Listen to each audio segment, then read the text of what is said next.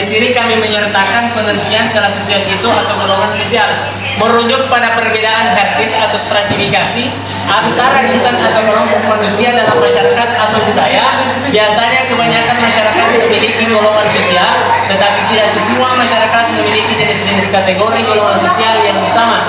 Berdasarkan karakteristik stratifikasi sosial, dapat kita temukan beberapa pembagian kelas atau golongan dalam masyarakat. Beberapa masyarakat tradisional tidak memiliki golongan sosial dan seringkali tidak memiliki pemimpin tetap pula. Oleh karena itu, masyarakat seperti ini menghindari stratifikasi sosial. Dalam masyarakat seperti ini, semua yang biasanya mengerjakan aktivitas yang sama dan tidak ada pembagian dalam pekerjaan.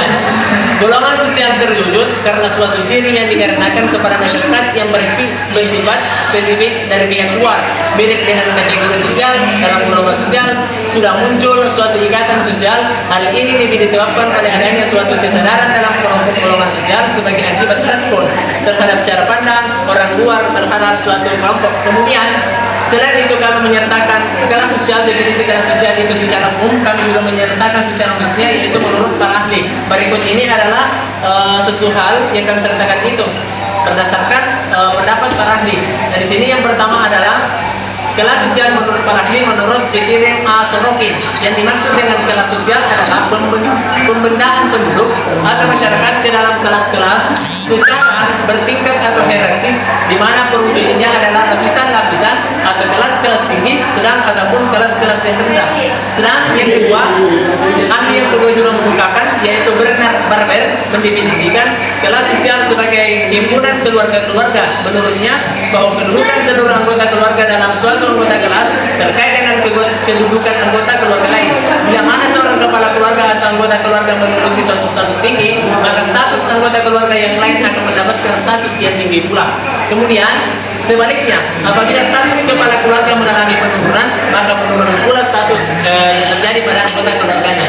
Nah, dari sini terdapat kolerasi antara ketiga faktor yang kami sebutkan tadi, yang bersangkutan tentunya dalam perspektif bahasa dan kelas sosial. Berikut adalah bentuk pembahasan dari hal tersebut yang akan disampaikan oleh Saudari Rahma. Kepadanya kami silakan. Nah, dari penjelasan yang telah dijelaskan oleh rekan saya, maka di sini kita dapat tiga klasifikasi mengenai kelas sosial. Yang pertama adalah kekayaan dan penghasilan. Penghasilan, di mana yang kita tahu bahwa kelas sosial itu tingkatan yang paling pertamanya adalah uang. Di mana untuk dapat memahami peran uang dalam menentukan kelas sosial, kita harus menyadari bahwa pada dasarnya kelas sosial merupakan suatu cara hidup dan diperlukan banyak sekali uang untuk dapat hidup menurut cara hidup orang yang bersosial ke atas.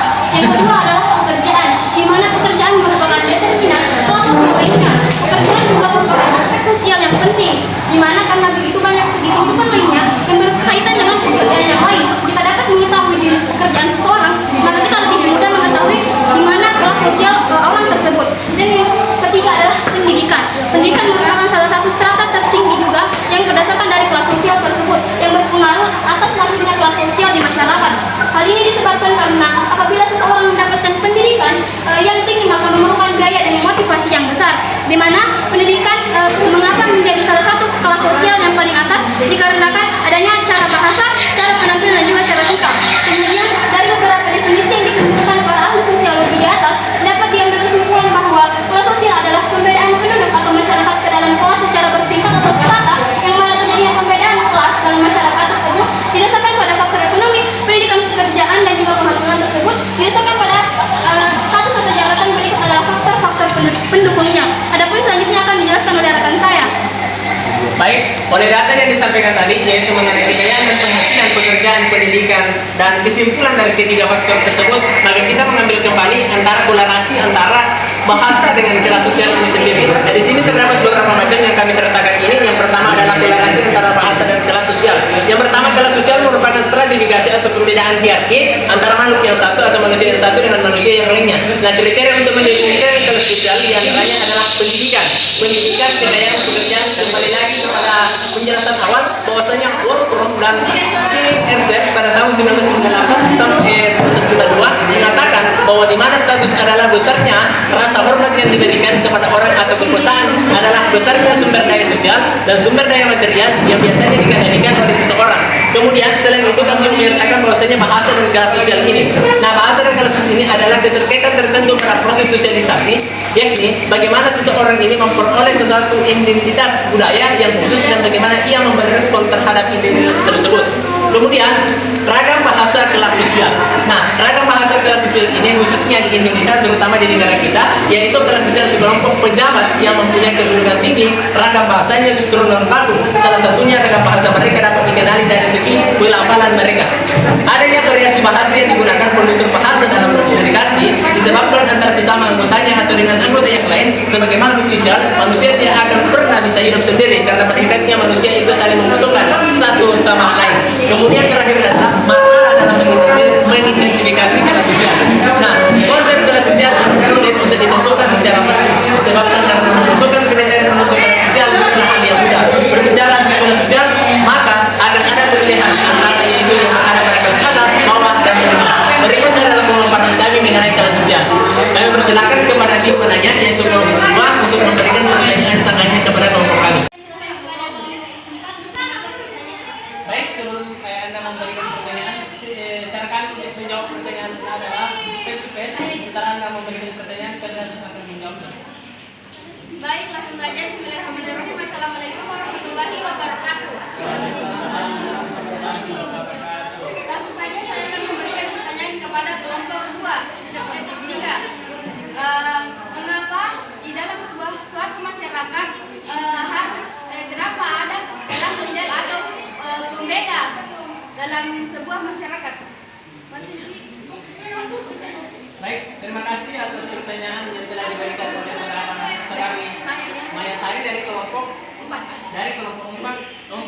yang kemudian akan ke kelompok kami untuk memberikan tanggapannya mengenai materi kami. Nah, pertanyaan sekali yaitu mengenai mengapa kelas sosial itu harusnya ada membedakan di dalam kelompok sosialnya. Kemudian kita ketahui kelas sosial ini merupakan salah satu golongan sosial yang berada dalam kehidupan sosial kita. Sosial ini adalah lingkungan masyarakat. Nah, kenapa kelas sosial ini menjadi pembeda? Karena pada dasarnya jika kita lihat dari kekayaan dan penghasilan, pekerjaan dan pendidikan, sebenarnya jika di kehidupan sosialnya ini semuanya ini berbeda pada setiap individu. Terkadang si A memiliki kekayaan yang lebih besar, namun si B memiliki kekayaan yang lebih minim. Sama halnya dengan penghasilan, pekerjaan dan pendidikan. Jadi, kelas sosial ini sebenarnya menjadi pembeda dalam hal kekayaan dalam penghasilan, pekerjaan, dan pendidikan. Nah, apabila orang tersebut ini memiliki pekerjaan yang sangat lebih tinggi daripada orang yang lain, nah hal inilah yang kemudian membedakan antara individu yang satu dengan individu yang lainnya. Sama halnya dengan pendidikan, orang-orang yang berada pada biasanya itu hanya menempuh pendidikan sampai SD saja, dan ada pula orang-orang yang masyarakat yang pendidikannya itu sampai jenjang SMA. Nah, hal itulah yang kemudian membedakan golongan antara individu yang satu dan individu yang lainnya. Dipengaruhi oleh ketiga faktor yang kami jelaskan tadi. Yang pertama adalah kekayaan dan penghasilan, kemudian pekerjaan, kemudian pendidikan. Baik, saudara. Baik, terima kasih atas jawaban yang telah diberikan kepada saya dari kelompok 3. Semoga dapat menambah wawasan saya dan wawasan teman-teman yang lain. Terima kasih. Kami silakan kepada teman-teman kembali yang ingin memberikan tanggapan kepada kelompok kami, yaitu mengenai materi kelas sosial. Baik, saya persilakan kepada kelompok 1 memberikan pertanyaan kepada kelompok 1. Baik, pertanyaan saya, bagaimana sebenarnya bagi politik pada kelas 9? Baik, terima kasih atas pertanyaan yang telah diberikan oleh saudara Nasihat dari kelompok 1 mengenai bagaimana bentuk peran ekonomi dalam politik pada kelas menengah. Nah, kita ketahui bahwasanya di dalam kelas sosial ini terdapat beberapa macam bagian. Terdapat beberapa macam bagian atau tingkatan atau strata sosial. Yang pertama yang kita ketahui adalah ada pada golongan bawah, kemudian ada pada golongan berjuins, dan terakhir adalah kapitalis yang berada pada tingkatan atas. Dan kita ketahui yang Anda bertanya adalah bagaimana sistem ekonomi yang berada pada kelas menengah. Nah, tentunya saja masyarakat masyarakat yang berada pada golongan menengah ini perekonomiannya tidak seperti yang berada di golongan bawah dan tidak seperti yang berada di golongan atas, dalam artian balance antara golongan atas dengan golongan bawah sekali. Nah, oleh karena itu orang-orang yang berada pada golongan menengah ini adalah orang-orang yang telah menyeimbangkan kehidupan sosialnya, yang telah menyeimbangkan kehidupan ekonominya dalam kehidupan sosial. Oleh karena itu kami kategorikan bahwasanya kelas menengah ini adalah salah satu bahagian di mana dia telah berhasil membalanskan antara kehidupan sosialnya dengan kehidupan ekonominya, yaitu yang berada pada posisi antara bawah dan posisi antara atas dan antara bawah. Baik, saudara Sial, bagaimana tanggapannya atas apa yang kami sampaikan tadi?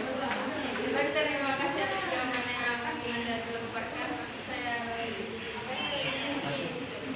Kemudian kami persilakan kelompok 2 untuk memberikan pertanyaannya kepada kelompok kami terkait materi kelas sosial. Maksudnya satu kelompok satu orang yang bisa bertanya. pertanyaan saya, apa peran penting kelas sosial bagi pendidikan? Terima kasih atas pertanyaan. Apa peran penting pendidikan? Apa peran penting pendidikan di kelas sosial? Apa peran penting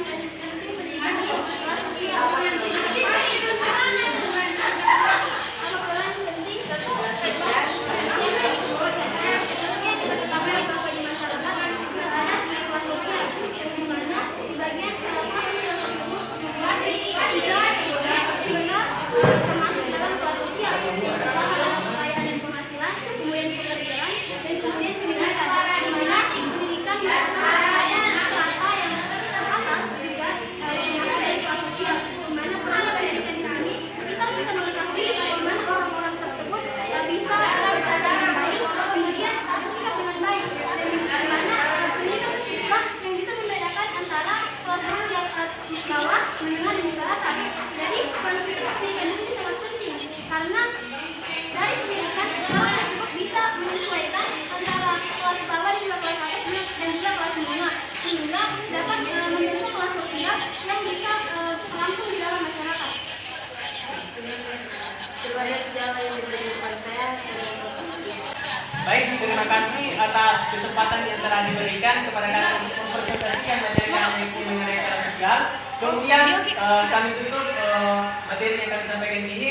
Mudah-mudahan dapat bernilai ibadah untuk teman-teman sekalian, dan mudah-mudahan pada pertemuan berikutnya kita dapat mengulas lebih lanjut mengenai kelas sosial. Sekian dari kelompok kami. Wabillahi taufiq wal hidayah. Wassalamualaikum warahmatullahi wabarakatuh.